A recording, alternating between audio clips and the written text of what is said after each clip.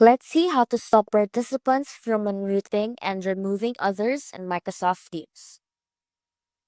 Once you're in the meeting, click on the participants icon in the top bar to open the list of attendees. Now click the More Options or three-dot button next to the participant list and select Manage Permissions.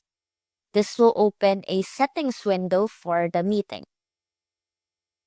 Look for the setting that says Allow Mic for Attendees and toggle the setting off to prevent participants from unmuting themselves. Scroll down and check Who can present. Make sure that it's set to only me or specific people, and this ensures that only you or selected individuals can manage participants, including muting or removing them. Click Save to apply the changes, and that's how to stop participants from unmuting and removing others in Microsoft Teams. See you soon!